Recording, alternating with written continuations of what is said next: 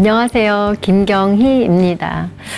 오늘은 우리들의 세대에 앞으로 어떻게 살아가야 할지 한번 고민을 함께 나눠보는 시간을 가져보겠습니다.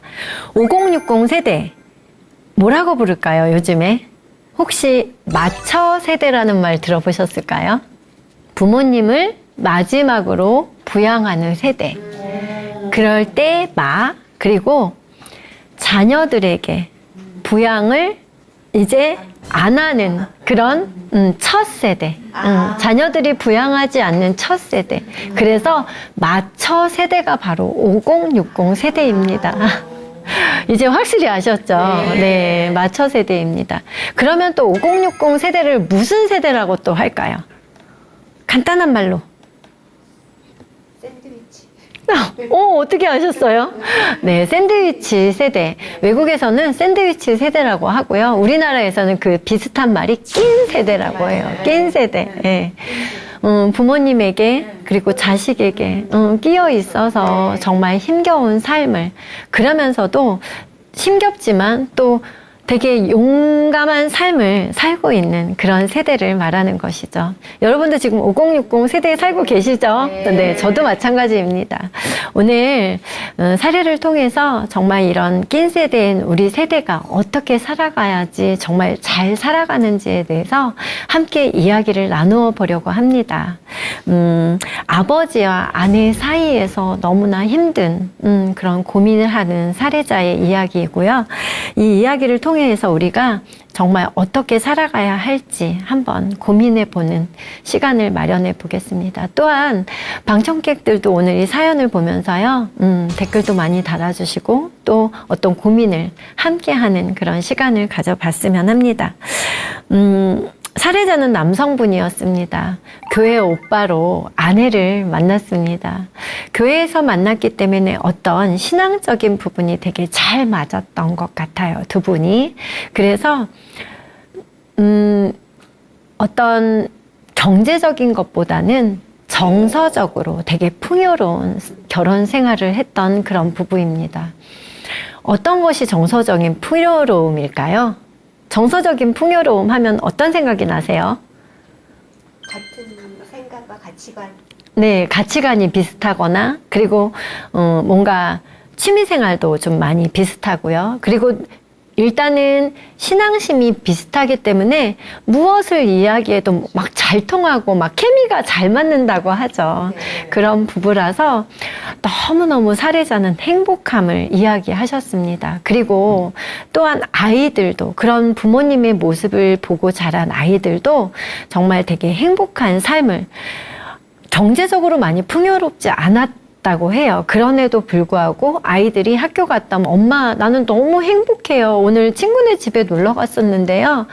친구네 집은 엄마 아빠가 잘 싸운대요. 그래서 되게 불행해 보여요. 근데 우리는 너무 행복해요 라고 말할 만큼 그렇게 행복하게 사셨다고 사례자는 이야기하십니다. 그리고 또 한 가지, 아내와의 성관계도 그 행복한 만큼, 왜 내가 마음이 열려 있으니까 몸도 당연히, 몸의 행복도 그 배가가 된다고 표현을 하셨습니다. 이렇게 행복하게 살게 된 원인은 사실은 조부모님을 부양하시던 부모님들께서 정말 최선을 다해서 할아버지, 할머니를 모시는 모습을 어렸을 때부터 보고 자라왔고요. 그러면서 부모님들 사이도 너무 좋으셨다고 해요. 그러면서 자연스럽게 이 두 부부도 현재의 친정 부모님, 그리고 시댁의 친가의 부모님도 너무 잘 섬기는 그런, 정말 요새에 많지 않은, 그렇지만 또 찾아보면 되게 많은 그런 부부입니다. 아이들이 어렸을 때는 사실 이 사례자분의 친가는 저 땅끝 마을의 남해예요. 남해 혹시 가보셨나요? 네. 제가 저도 요번에 남해를 한번 여행을 다녀왔는데요. 6시간을 넘게 운전해서 가야 하는, 사실 가깝지 않은 곳이었어요. 그런데 그 친가를 아이들 셋을 키우면서 1년에 5, 6번을 가는, 사실 5, 6번 어떻게 가기 어떨 것 같으세요? 어렵죠. 거리가 너무 멀어서. 그나마 지금은 교통이 잘, 도로가 정말 많이 잘 나와 있어서 다행인데요. 이 부부가 결혼한 지 25년이 되었고요. 남편은 55살이고 아내는 53살이에요. 그런데 이 부부가 처음에 아기 낳았을 때에는 정말 하루를 24시간을 운전해서 갈 만큼 교통 사정이 좋지 않았대요. 그런데도 불구하고 아이 셋을 데리고 1년에 5, 6번을 간다는 그 마음은 부모님에 대한 정말 효를 다하는 그런 마음이었다고 보여집니다. 그러면서 방학이면요, 이 사례자분이 휴가를 내서 일주일씩 아이들을 그 아이 셋과 아내와 함께 부모님 일손을 도우러 휴가를 갔다고 해요. 아이들이 고등학교 1학년, 큰애가 고등학교 1학년 때까지 항상 휴가는 부모님 때 그 남해에 가서 아이 셋과 그 남편은 부모님 일을 도우는데 일주일 동안 일을 했고요. 아내는 그 7명의 가족의 밥을 삼시세끼를 그리고 한여름에 아침, 점심, 저녁을 근데 정말 인상 한번 찌푸리지 않고 너무 행복하게 그렇게 휴가를 다녀왔다고 합니다. 또한 시골에 가면 5일장 같은 거 서잖아요. 5일장에 이제 서는 때면 일부러 그 시간을 맞춰서 휴가를 갔대요. 부모님들 가셔서 뭐 사시고 싶은 것도 사드리고 하느라고. 근데 가서 보면 5일장에서 가장 재밌는 게 뭐가 있을까요? 먹는 거죠. 맞아요. 맞아요. 그 진짜 산의 진미가 다 있고요. 여러 가지 뭐 전도 있고 시골에서는 전은 손이 많이 가서 안 해 먹는데요. 정말 전을 착 붙여놓고 파는 모습을 보면 뭐 아이들도 부모님도 이거 먹고 싶다 저거 먹고 싶다 막 너무 행복하게 전도 사서 드시기도 하고요. 또 각설이 노래꾼이 와서 왜 막 품바 타령하면서 엿장수 있잖아요. 그러면 그걸 보면 또 부모님이 막 덩실덩실 춤도 추시기도 하고요. 그러면서 5일장도 너무 행복하게 그리고 그곳에서 부모님이 사고 싶으신 것을 마음껏 사실 수 있게 그렇게 하는 그런 행복한 삶을 살았다고 합니다. 그러면서 집에 돌아오는 길엔 정말 녹초가 되겠죠. 그런데도 그 아내가 불평불만 한마디 하지 않는 그 아내를 보면서 너무 사랑스러우셨다고 그러면서 이렇게 지난 날을 회상하면서 내가 정말 아내와 아이들과 이 행복한 삶을 잘 살아왔노라고 얘기하는 그 사례자의 얼굴에서요. 정말 그 행복함이 저도 막 행복해서 들으면서도 참 행복했습니다. 그런데 어느 날 이제 아이들을 키우다 보면 아이들이 대학생이 되면 어떨까요? 들어가는 것들이 정말 많죠. 사실 학비만 해도. 그런데 이 부부가 어떻다고 했어요? 성적인 것도 되게 잘 맞는다고 했잖아요. 그래서 아이들이 연년생이에요. 대학교 1학년, 2학년, 3학년 이렇게 쭈루루. 그러니까 경제적인 것이 되게 힘들었어요. 그래서 아내가 어린이집 선생님이었는데요. 다시 일을 시작하게 됐고요. 그런데 아내가 일을 시작하면서 예전에 알았던 갑상선이 새롭게 다시 발병한 거예요. 갑상선이라는 것이 생각보다 되게 힘들더라고요. 막 기운도 없어지고 조금만 일하면 막 힘들어하고 그래서 평상시에 뭐 아내가 워낙 잘했으니까 남편도 그 아내를 집안일을 함께 도우면서 열심히 살았는데요. 어느 날 코로나가 터지면서 어린이집에서도 코로나가 발병이 된 거예요. 근데 아내가 평상시에 호흡기 질환이 살짝 있었어요. 그런데 이 코로나가 본인도 옮아오면서 호흡기 질환과 함께 오면서 아내가 한 1년 정도를 병원을 다니면서 집에서 쉴 수밖에 없는 상황이 되었다고 합니다. 그런데도 불구하고 정말 남편은 아내를 그동안에 정말 아내가 해왔던 것에 대한 감사한 마음을 가지고요. 아내를 지극정성 코로나인데도요. 그 왜 코로나 걸리면 어디 이렇게 보호소에 보내줬었잖아요. 처음에. 근데 남편이 그게 안쓰러워서 안방문을 꼭꼭 잠고요. 베란다로 혹시 그 아이들이, 자녀들이 코로나가 옮겨질까봐 마스크를 쓰고는 아침, 점심, 저녁을 베란다에 갖다 주는, 그래서 정말 아내가 코로나도 조금씩 좋아지기도 하고 지금 아직까지도 그 호흡기 질환은 있다고 해요. 그 코로나가 생각보다 이렇게 힘든 사람에게는 되게 오랜 동안 지속되는 이런 질병이더라고요. 그러면서 이제 겨우 아내도 좀 건강을 회복됐을 때쯤에 시골에서 아버님에게 전화가 옵니다.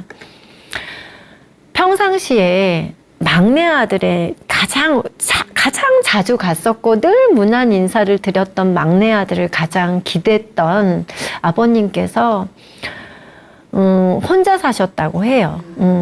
몇 년 전에 어머님이 돌아가셨고요. 혼자 사셨는데 혼자 사시면서 뇌졸중이 있으셔서 수술을 받으셨고요. 그리고 한쪽 편마비가 와서 심하진 않는데 그래도 많이 좋아진 상태에 그 마을에서 마을 해관에 다니시는 여성 시니어분을 만난 거예요. 그래서 두 분이 황혼 동거를 시작했어요. 그러면서 한 3개월쯤 지났을 그때쯤에 전화가 온 거예요. 그래서 하시는 말씀이 내가 너희 집에서 함께 살고 싶다고 이야기를 하셨습니다. 처음 있는 일이라서 아내와 상의를 해서 그럼 그렇게 하자. 별 문제 없이 그렇게 하자. 뭐 얼마나 오랫동안 계시겠어요. 잠깐 오셔서 좀 바람 좀 쐬고 가시겠지요. 하고 그럼 오시라고. 그리고 이제 이야기를 하고 남편이 직접 가서 모시고 왔습니다. 어디에서 기거할지가 이제 문제인 거예요. 왜냐하면 그 집은 넓지 않은 25평 아파트였고요. 아이 셋과 부부가 살기에는 사실 크지 않았습니다. 부부가 안방을 쓰고 딸 둘이 한 방을 쓰고 또 아들이 방을 써서 사실 방이 없었어요. 그런데도 이 부부가 안방을 내주겠다고, 그래도 부모님이 편하게 사시는 게 좋아서 안방을 내드렸습니다. 그리고는 아내는 딸들과 함께 방을 썼고요. 그리고 남편은 아들과 함께, 살해자는 아들과 함께 방을 쓰면서 한 일주일이 지났습니다. 그런데 이 살해자가 늘 아내와 함께 지내던 살해자가 갑방을 쓰다 보니까 뭔가 마음이 이상하더라는 거예요. 뭔가 아내와 거리감이 느껴지기도 하고요. 일주일 동안이지만 뭔가 진짜 눈도 또 부모님이 와 계시니까 서로 더 눈도 마주칠 시간도 없었다고 해요. 부모님을 이렇게 돌봐야 되니까. 그러면서 뭔가 마음에 거리가 느껴졌고 뭔가 이렇게 서운함이 느껴졌다고 합니다. 그런데 그 찰나에 부모님께서, 아버님이 나오셔서는 너무 답답하다. 안방에 화장실도 있고 다 편리는 하지만 시골에서 문만 열면 앞에 바다가 보이고 뒤에 산이 있는 그런 남해에서 사시다가 그 아파트 문 꽁꽁 걸어잡고 사시려니까 너무 힘드셨던 모양이에요. 그래서 거실로 두 분이 짐을 다 옮기셔서요. 거실이 정말 짐을 한 움큼 한쪽에 쌓아놓고는 이제 난 거실에서 살겠다고 선포를 하신 거예요. 아내와 남편은, 그리고 가족들은 어쩔 수 없죠. 그래서 그렇게 하시라고. 근데 그날부터 전쟁이 시작됩니다. 귀가 잘 들리지 않는 아버님은 텔레비전을 크게 틀어놓고요. 정말 막 정신이 없을 만큼 큰 소리로 틀어놓고, 또 편마비가 오셨다고 했잖아요.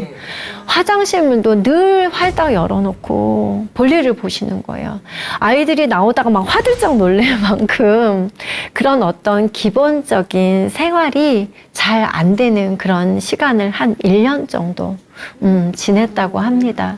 그러면서 아내도 남편도 아이들도 그 부모님이 함께 사는 것에 대한 스트레스가 쌓일 것 같지 않았지만 생활이 서로 달랐기 때문에, 서로의 습관이 달랐기 때문에 그것을 감내하며 이기려는 그런 것들이 너무 힘듦으로 다가왔던 것이죠. 그러던 어느 날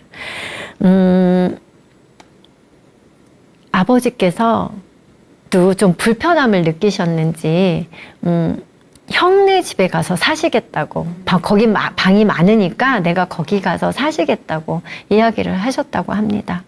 형에게 전화를 드렸더니 이 형하고 형수하고 다 마다하는 거예요. 싫다고 하시는 거예요. 그런데 정말 이 부부가, 그리고 자녀들이 그 부모님의 생활 습관 말고요, 정말 견디기 더 힘들었던 한 가지가 있었습니다. 무엇이었냐면요, 두 분이 황혼? 신혼이라고 했잖아요. 네. 시도 때도 없이 애정 표현을 하시는 거예요. 뭐 볼에 뽀뽀하는 건 기본이고요. 뭐 먹여주시고 이런 거는 기본인데요. 밤에 성관계를 하시는데 귀가 잘 안 들리신다고 했잖아요. 그 소리가 너무 크게 나는 거예요. 그래서 아이들이 들을까 정말 노심초사 이 부부는 했고요. 그러면서 이 관계, 부부 관계가, 아내는 남편이 그런 것들을 1년 동안 해결해 주지 않는 것에 대한 서운함으로, 그래서 몸도 마음도 조금 멀어진 그런 상태입니다. 그런데 또 한 가지, 남편이요, 교대 근무를 하는 사람이에요. 3교대 근무. 그래서 일주일에 한 번 정도는 밤에 집을 비워요. 그럴 때면 아내의 그 신경질이 막 극에 달하는 거예요. 그 불안함, 불편함이 막 남편한테 전화를 걸기도 하고 막 화를 내기도 하고 이러면서 부부의 관계가 많이 서운해졌을 때쯤 아버님도 눈치를 채셨는지 누나 부부, 누나 매영 그리고 형님 부부를 와서 이야기를 하자고 이야기를 하셨습니다. 그래서 온 가족을 모아놓고는 아버님이 입을 열으셨어요. 내가 어디서 가서 살아야 할지, 여기서는 떠나야 할 것 같은데 이제 생각이 있으셨겠죠. 눈치가 보이셨겠죠. 그런데 내가 어디서 가서 살아야 할지 모르겠다고 하시면서 조그만 통장을 하나 내놓으셨어요. 거기에는 1억이라는 돈이 들어있었습니다. 그랬더니 갑자기 거들떠보지도 않던 누나가 내가 모시겠다고. 그래서 누나네 집에 이제 모시고 갔습니다. 그런데 가족들끼리 회의를 했어요. 이거는 아빠의 재산이에요. 아버지의 재산이에요. 우리들이 마음대로 쓸 수는 없지만 혹시 모시고 가는 가정이 있으면 거기 생활비로 200만 원씩 이제 인출해서 가져갈 수 있게 그런 이제 약속을 했다고 합니다.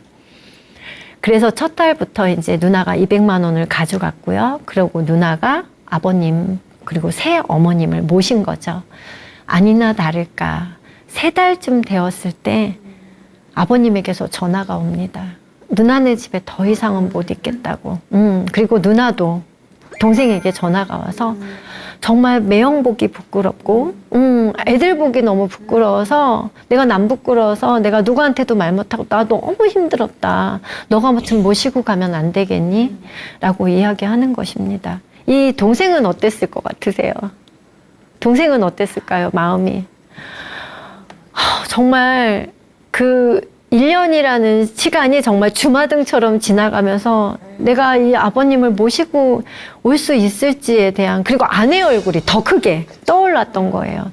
과연 내가 어떻게 해야 될지 고민이 앞섭니다. 그러면서 형에게 전화를 했어요. 그랬더니 마침 형이 그럼 한번 모셔보겠다고. 그래서 이제 부모님은 형네 집에, 방이 많았다고 했잖아요. 형네 집에서 이제 살게 되었습니다. 이상하다. 형이 누나도 잘 거들떠보지도 않았는데 어떻게 형이 모시고 간다고 했지? 라고 사례자는 생각했다고 합니다. 그런데 아니나 다를까 일주일쯤 지났을 때쯤 아버님이 전화를 주셨대요. 얘야, 내가 너에게 의논할 게 있어서 전화를 줬다 하시면서 사실은 형이 내 시골에 두고 온 땅과 집을 달라고 한다고. 그런데 어떻게 쓰면 좋겠냐고 이제 의논을 하시는 거예요. 아버지 절대 안 돼요. 그거 주면 안 돼요. 아버지 그거 주고 나면 아버지도 힘들고 아버지가 상처를 받는다고 솔직한 마음으로 이야기를 한 것입니다. 그 땅이, 사례자가 이야기할 때 이렇게 이야기하시더라고요. 그 땅이, 그 집이 내가 가지려고 한 게 아니고 정말 죽을 때까지 아버지가 가지고 계셔야 이 집이 편안하다는 생각이 들으셨다고 해요. 그래서 그렇게 만류를 했고 이야기를 했다고 합니다. 그 이야기를 들은 아버지는 아무 말 없이 전화를 끊으셨고요. 일주일 뒤에 내가 형에게 다 넘겨주었다고 그런 전화를 받았습니다. 그리고는 한 달쯤 지났을 때쯤 아버지에게 또 전화가 왔어요. 나 좀 데리고 가달라고. 지금 살해자의 내용입니다. 지금 이 살해자는 그 전화를 받는 순간 조금 전처럼 또 아내의 얼굴이, 가족의 얼굴이 크게 떠올랐고요. 과연 아버지와 아내 사이에서 내가 무엇을 어떻게 해야 할지, 그리고 본인 마음에서도 아버지와 새 어머니를 모시고 오는 게 본인도 왜냐하면 그 전에 경험을 해봤잖아요. 그리고 가족들이 아내가 얼마나 불편한지 알았잖아요. 그래서 결정을 내리기가 정말 쉽지 않았다고 이야기를 합니다. 과연 아버지와 아내 사이에서, 그리고 그 불편함 속에서 이 살해자분은 무엇을 어떻게 결정해야 할까요? 오늘 솔루션은 이 해결책을 여러분이 한번 생각해 보시고요. 정말 어떻게 해야지 부모에게도 효를 다하고 내 가정도 평화를 지키면서 내 삶을 지켜갈 수 있는지 한번 이야기를 나누어 보려고 합니다. 첫 번째 질문 들어가겠습니다. 부부 전선에 이상이 생긴 시점과 이유는 과연 무엇일까요? 여러분들 어떻게 생각하세요? 선생님께서 말씀해 주시겠어요? 애들 방학 동안에 부인하고 같이 네네. 시골에 가서 부모님한테 가서 열심히 일해주고 오고 그랬잖아요. 네네네. 그 다음에 집을 그냥 놔두고 이제 어머니 아버지가 서울로 네네네. 올라오셨죠. 네네. 그런데 큰형게다가 그거 준 게 저는 잘못인 것 같고요. 또 네네네. 너무나 같이 의논해가지고 가까운 곳에 방 하나라도 아파트 하나라도 뭐 사지를 못 오면은 전세라도 얻어서 자식들 가까운 곳에서 같이 그렇게 살았으면은 좋았을 텐데 그러지 못하고 딸네 집으로 큰아들네 집으로 이렇게 왔다 갔다 한 게 저는 시점이 된 것 같아요. 그리고 그러셨구나. 그 살해자 와이프도 얼마나 부모님께 다 잘해줬어요. 네네. 근데 나는 그게 제일 가슴이 아프네요. 잘못 생각한 것 같아. 시골 땅을 팔아서 아버지 엄마 집을 사줬어야 될 것 같아요. 제 생각에는. 네네네. 그러지 않고야 어떻게 이렇게 그래서 이렇게 두 부부가 이상이 생긴 것 같아요. 그것 때문에 제가 네네네. 생각하기에는. 네네. 예. 그래요. 아유, 말씀하시는데 막 가슴이 아프셔서, 아유 하시네요. 네, 우리 공통점으로 아마 다 그렇게 생각하실 겁니다. 맞아요. 부부의 전선에 이상이 생긴 시점, 맞습니다. 그 땅을 주고, 다 부모님, 이게 재산을 갖다가 마음대로 했던 부분, 그 부분일 수 있죠. 그런데 한번 다시 또 생각해 보면, 사실은 그 부모님이 올라오셨을 때 그 시점에서 처음에 방을 따로 쓰게 됐잖아요. 각방을 쓰게. 아내는 딸방을, 그리고 남편분은 아들방을 살면서 왜 남편분이 뭔가 이상하지? 뭔가 이렇게 뭔가 눈도 마주치지 않고 뭔가 이렇게 불편한 감정이 그때 그 시점부터 조금씩 생겼던 것 같습니다. 그러면서 또 그 부모님이 거실로 나왔을 때 그 불편한 것들을 좀 해결해 줬으면 좋겠는데 전혀 그거를 해결할 수 있는 상황이 여러분들 어떻게 해결할 수 있었을까요? 만약에 친정 부모님이었으면 그게 해결이 되었을까요? 이런 그동안에 정말 서로 행복하고 끈끈한 정으로 정말 잘 살아왔지만 어떤 이런 시점이 생겼을 때, 불편함이 생겼을 때 그것을 상대 배우자가 뭔가 해결해 주지 않는다는 그런 마음이 들었을 때 서운함이, 불편함이 이 부부 전선에 좀 이상이 생긴 시점이지 않았을까? 이유이지 않았을까라는 생각을 해봅니다.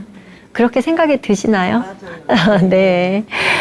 그러면 자, 남편이 그렇다면 이런 부부 전선에 이상이 생겼어요. 불편함이 생겼어요. 그러면 남편이 먼저 해야 할 일은 무엇일까요? 남편이 먼저 해야 할 일은 무엇이라고 생각하세요? 네. 굉장히 좀 복잡한 상황인데 네네. 자식이 부모를 혀를 다하지 못한다는 마음 때문에 불편함도 있을 것 같은데 네네네. 남편의 입장이라고 한다면 가정이 먼저이지 않을까 싶어요. 네. 가정을 먼저 지키고 우리 이 울타리를 먼저 챙기고 그리고 이제 형제들하고는 의논을 나눠서 아버지를 뭐 독립을 시켜드리든 아니면 사실은 제일 쉬운 방법은 그 이분들이 그 시골에서 사셨던 분들이기 때문에 시골에서 사셨어야 되는 것이 맞아요. 지금 올라오시지 말았어야 돼. 아무리 이제 저기 한다 하더라도 네, 이게 네. 서로 그 형제들이 의견 나누어서 그렇죠. 그렇게 해야 되는데 일단 왔단 말이에요. 네. 근데 이제 또 재산을 땅을 또 형이 이제 나쁘게 말하면 갈취를 한 것 같아요. 갈취를 네. 했는데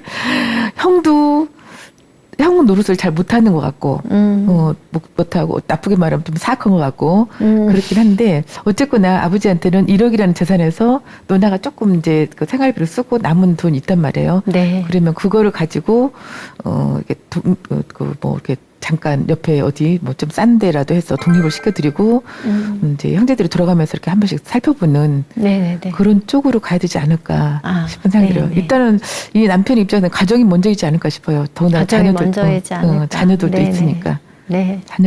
가정을 먼저 지키면서 부모님을 챙겨야 되지 않을까 싶어요. 안타깝긴 하지만 네네. 그런 생각이 들어요. 네, 충분히 공감합니다. 네. 그쵸? 남편이 정말 먼저 해야 할 일은 지금 선생님께서 말씀해 주신 것처럼 내 가정을 먼저 챙겨야죠.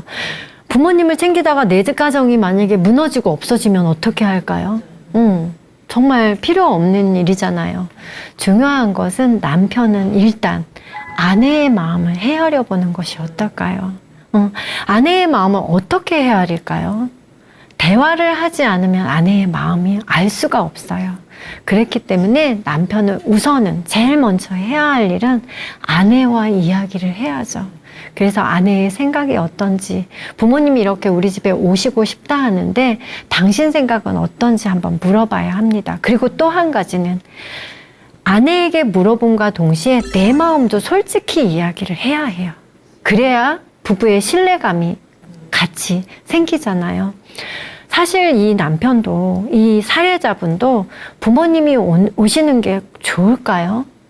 어떨까요? 정말 25년 동안 아내와의 그 정서적인 결합의 끈을 잘 연결고리를 해온 이 가정이 부모님의 오심으로 해서 정말 어떤 이상의 기류가 지금 생긴 거잖아요. 그렇다면 남편분 마음에도 분명히 부모님이 오시는 게 부담스러울 거예요. 그렇다면 그것을 솔직하게 아내에게 이야기하셔야 하는 것입니다. 그래서 서로 의논을 해서 정말 좋은 점을, 왜 혼자 생각하는 것보다요, 저도 혼자 생각하지만 남편에게 툭 물어볼 때 이런 생각을 할 때가 있네. 고마워. 막 이렇게 이야기할 때가 있어요. 뭐냐면 둘이 생각을 합친다면 훨씬 더 좋은 방향의 일을 할 수 있고요. 부모님에게도 그리고 본인들에게도 좋은 방안이 분명히 있을 것입니다. 그리고 또 한 가지는요. 자식들에게도 자녀들에게도 물어봐야죠. 왜냐하면 부모님이 와 계실 때 모두 다 불편했어요. 아내와 나만의 문제가 아니에요. 자녀들도 집에 들어오는 게 좀 늦어졌었고요. 그리고 엄마에게 불평불만을 이야기했습니다. 착한 자녀임에도 불편함은 불편함대로 그대로 다 남아있잖아요. 그래서 제가 남편분이 정말 먼저 해야 할 일은 아내와 먼저 이야기를 해서 정말 부모님을 어떻게 모실지 말지, 그러면 그렇지 않으면 제3 선택이 어떻게 돼야 할지를 일단은 이야기를 하고요. 그리고 자녀들도 함께 공동으로 어떻게 했으면 좋겠냐는 이야기를 통해서 정말 5명이죠. 5명이 머리를 모아서 이야기를 하면 우리가 생각 못하는 더 좋은 방안이 생기지 않을까라는 생각을 해봅니다. 가족이라는 것은 정말 혈연으로 맺어진 아주 끈끈한, 그리고 물론 형제도 부모님도 중요하지만 지금 내가 처한 가족과의 삶이 정말 중요해요. 그렇기 때문에 남편은 그 가족들의 생각을 충분히 고려해야 된다고 생각이 듭니다.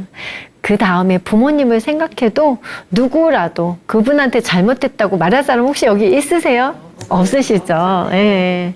그렇게 해서 남편이 먼저 해야 할 일을 그렇게 하셨으면 합니다. 그러면 3번째 질문하겠는데요. 눈치 없는 신혼인 부모님께서 최선책이 과연 어떤 것이 있을까요? 부모님에게 어떤 최선책을 말해드리면 좋을까요? 선생님께서 말씀해 주시겠어요? 네, 제가 생각할 때는 남해에서 아버님이 계속 사셨었는데 네. 이제 어머님이 돌아가시고 또 이제 황혼 결혼을 하셨기 때문에 아무래도 새롭게 이제 그 의견이 제가 볼 때는 그 결혼하신 그 아내분의 의견일 수도 있고 새롭게 이제 남해를 떠나서 정말 새로운 생활을 하시겠다라는 그 마음은 10분 이해가 되지만 네네.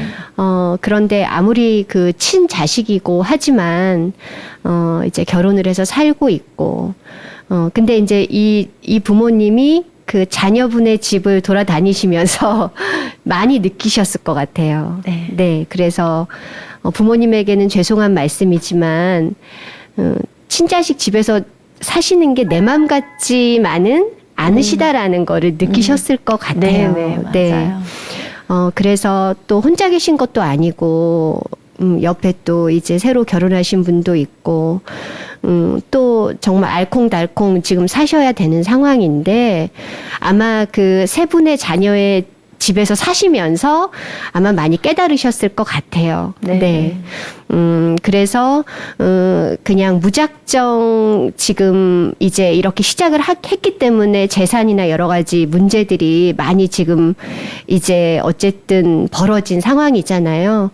그랬기 때문에 다시 한번 좀 생각을 해 보시고 그리고 또 자녀들이 3분이 있기 때문에 정말 이 새로 결혼하신 분과 다시 시작을 하려면 재산 문제라든가 아니면 정말 서울에서 사셔야 한다면 집을 얻는 문제 이런 것들을 이렇게 서로 가족 간에 분열이 있으면 안 되잖아요. 네, 맞습니다. 그래서 잘 의논을 하셔서 정말 그 자식들에게 불편함이 없이 그 2분이 행복하게 사실 수 있는 방법을 이렇게 좀 강구하셨으면 좋겠습니다. 네. 참 구체적으로 이야기를 참 잘해 주셨는데요.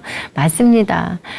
부모님도 사실 오늘 이 솔루션은 부모님도 자녀들도 다 행복한 그런 삶을 살아야 하는 거잖아요. 그쵸? 그러려면 정말 눈치 없는 부모님께서 어떻게 이것들을 잘 해결해 나가실지를 그냥 보고 있을 수는 없잖아요. 그리고 부모님들도 사실 내가 어떻게 해야 할지 모르니까 그 1억이라는 통장을 내놓으신 것 같아요. 그분이 농사 지으면서 얼마나 고생해서 그 돈을 모으셨겠어요. 그것을 내놓았을 때는 나 너희들에게 부탁하는 거야. 나 좀 책임 좀 져줘라는 그런 안타까움이 있지 않았을까라는 생각을 해봅니다. 그렇다면 사실 부모님도 무엇이 필요할까요? 여기서 부모님도 이 시점에서 무엇이 필요할까요? 독립이 필요합니다. 독립이 필요해요. 2분이 분명히 사셔야 해요. 그리고 이 가족에게는 공간의 분리가 필요해요. 그쵸? 한 가족이 그 아파트 안에 살아봤잖아요. 아까 말씀하신 것처럼 형도 살아봤고, 누나도, 그리고 본인도, 사례자 본인도 살아봤을 때 그 공간의 분리 안 됐을 때의 어떤 불편함은 이루 말할 수 없이 온 가족의 삶을 다 흔들어 놓는 그런 일이 발생한 것이죠. 그렇다면 돌봄이 필요해요. 이분들에겐 돌봄이 필요하고 부양이 필요하고 그리고 또 한 가지는 경제적인 것도 필요합니다. 부모님들에게는. 그래서 경제적인 문제와 부양의 문제를 부모님들에게 어떻게 해야 할지 의논을 해야 하고요. 그리고 부모님들께 최선책은 사실 그분들만의 공간을 마련해 주는 건 어떨까 하는 생각을 해봅니다. 모시고 살면 뭐 말도 없이 좋죠. 그런데 그분들만 좋아서는 안 되잖아요. 나머지 가족들도 좋아야 하기 때문에 형 집이나 뭐 누나 집이나 아니면 이 살해자의 집에 가까운 곳에 1억이 좀 이제 못 남았겠죠. 그 돈을 가지고 전세를 얻어주는 건 어떨까라는 생각을 해봅니다. 그리고 나머지 부양하는 것은 돌아가면서 뭐 반찬을 조금씩 해다 드린다든지 또 아내분이 계시잖아요. 그러니까 함께 이렇게 서로 같이 사는 거니까요. 반찬도 해다 드리고 또 돌봐도 드리고 문안 인사도 하면서 이렇게 해보는 건 어떨까라는 생각을 해봅니다. 사실 이 두 분들도 권리가 있어요. 외롭지 않을 권리. 그쵸? 왜냐면 두 분이 왜 만났겠어요? 외로워서 만났잖아요. 그래서 이 두 분이 외롭지 않은 권리를 이 자식들이 충분히 자녀들이 지켜주어야 해요. 그 외롭지 않은 권리는 두 분이 외로워서 서로에게 마음을 주고 삶을 나누기 위해서 만났거든요. 그것을 자녀들도 지켜주어야 합니다. 그리고 자녀들도 힘들지 않은 선에서 지켜주어야 하기 때문에 그분들이 정말 신혼을 즐기면서 눈치는 없으시지만 뭐 이것을 다 자녀들이 아빠 이렇게 하면 안 돼요 아버지 이렇게 말할 수는 없잖아요. 그러니까 그분들만의 공간을 마련해 드리고 그분들이 독립해서 잘 살 수 있도록 후원해 주고 부양의 의무를 다하는 건 어떨까 하는 그런 생각을 해봅니다. 좋으신가요? 네. 그러면 형과 누나와는 어떤 대화? 분명히 숙제가 남아 있습니다. 막내 동생이지만 정말 형 누나 못지않은 그런 큰 마음을 가진 사람이잖아요. 형과 누나와 어떤 대화를 나누면 좋을까요? 네, 말씀해 주시겠어요? 네. 제가 지금 남의 일 같지가 않네요. 아, 그러시구나. 저희도 네. 부모가 계시고 저희도 이제 나이를 먹다 보니까 진짜 눈물이 나오려고 그래요. 그러셔요. 근데 누나하고 형하고 대화. 글쎄요, 저는 이렇게 생각해요. 부모님이 생각을 잘 못했다고 생각해요. 자식 집에 요즘은 가는 게 아니더라고요. 네네. 살아보니까. 네. 그래서 차라리 진짜 아까 다른 사람이 얘기하듯이 방을 얻어갖고 살든지 일주일에 한 번씩 자식 보고 오라고 하든지 살림을 좀 해달라고 그러면은 이렇게 가족의 재산도 안 뺏기고 네, 의도 네, 안 맞아요. 상했고 그야말로 대우받고 살 텐데 뭐하러 서울로 그 좁은 데로 오겠다고 했는지가 좀 안타까워요. 안타깝죠. 네. 아마. 그래서 저는 그러게. 느낀 게 나는 이렇게는 살지 말아야 됐다는 걸 철저히 느꼈습니다. 네, 맞습니다. 우리도 이제 나이가 들어가는데요. 지금 말씀하신 것처럼 우리도 정말 지혜롭게 살아야 돼요. 그쵸? 그런데 이제 형과 누나와 이제 대화를 해야 되잖아요. 사실은 형이 모든 걸 가져갔잖아요. 그렇다면 사실은 주택연금도 부모님이 이용하실 수 있고 또 농가연금이라는 게 있대요. 그런 것도 이용하실 수 있는데 형이 다 가져갔기 때문에 그런 걸 하나도 받을 수 없는 삶을 지금 사셔야 되잖아요. 그러면 형과 의논해서 이거와 똑같은 돈을 또 형도 낼 수 있는 상황은 아마 아닐 거예요. 하지만 이런 이야기를 통해서 형도 좀 그것에 대한 부모님에 대한 책임이 있다는 것을 좀 알았으면 좋겠고요. 누나 같은 경우도 이제 반찬을 좀 해다 줄 수 있잖아요. 부모님. 부양할 수 있는 권리가 모두에게 있어요. 그쵸? 자녀들에게도. 그렇기 때문에 이런 것들을 좀 세세하게 의논해서 어느 달은 어느 가정에서 뭐 반찬과 부모님을 부항해 줄 수, 왜냐면 그러지 않고 이렇게 정해지지 않으면, 계획되지 않으면요, 서로 밀어서 부모님도 자식들도 마음이 불편할 거예요. 그러니까 좀 더 세세한 계획을 세워서 함께 부모님을 경제적인 그리고 부양하는 그런 문제들을 함께 해나가면 어떨까 하는 생각을 해봅니다. 좋으시죠? 네. 그렇다면 우리들의 세대 앞으로 어떻게 살아가야 할까요? 지금 금방 얘기하신 것처럼 누구의 문제가 아닌 시청자분들도 마찬가지일 거예요. 이 방송을 보고 계신 분들이 저게 내 문제야. 내가 겪은 일이야. 앞으로 겪을 일이야. 라고 생각하실 것입니다. 그렇다면 과연 우리들이 어떻게 이 세대를 살아가야 할까요? 처음에 했을 때 말씀드렸던 것처럼 맞춰 세대, 그쵸? 누구에게도 기댈 수 없는 내 세대를 정말 잘 살아가야 하는데요. 그래서 요즘에 5060 자격증 시대라는 거 혹시 아세요? 30, 40대보다요, 자격증을 더 많이 딴다고 해요. 더 많이 딴다고 이야기를 합니다. 그만큼 내가 무엇을, 제2의 인생을 살아야 하는데 어떻게 살아야 할지 모르기 때문에 공인중개사 자격증도 따고요. 어떤 분은 전기기사 자격증도 따고요. 조리사 자격증도 따고요. 이렇게 자격증 시대라고 합니다. 그럼에도 불구하고 누군가에게, 부모님에게도 자녀에게도 도움을 줄 수 있는 또 멋진 세대라는 생각도 해봅니다. 그리고 제가 또 한 가지 제안을 드리겠는데요. 자, 요즘에 신혼부부 주택이 있잖아요. 아까 말씀드렸나요? 네, 신혼부부 주택처럼 나라에서도 정말 이렇게 황혼 신혼부부 주택도 마련하는 이런 일들도 함께 사회적으로 해나가면 어떨까 하는 생각을 해봅니다. 아버지와 아내 사이에서 괴로운 사례자분, 충분히 괴로움 그 공감하시죠? 그리고 그분을 정말 우리가 응원해 주셨으면 합니다. 사실은 부모님의 부부도 행복해야 하고요. 우리 부부도 행복해야 합니다. 그러려면 행복한 부부의 조건은 오늘 사례에서는 황혼 신혼인 부모님이 독립적으로 잘 살아가실 수 있도록 가족들이 의논을 해서 경제적인 독립 그리고 부양의 독립을 하실 수 있도록 그렇게 하는 건 어떨까 하는 생각을 해봅니다. 그리고 가족의 재구성이 요구되어야 해요. 이제는 분리가 되어야 합니다. 그래서 공간의 분리, 경제적인 문제의 분리, 부양의 문제의 분리도 함께 돼야 되는 것이죠. 또한 5060 시대의 그 마처 세대가 얼마나 열심히 사는지 이 나라에서도 정부에서도 그 5060 세대를 위한 어떤 새로운 계획이 좀 마련되어야 되지 않을까라는 생각을 해봅니다. 그래서 우리가 모든 세대가 화합하며 행복함을 누릴 수 있는 그런 아름다운 나라가 되었으면 합니다.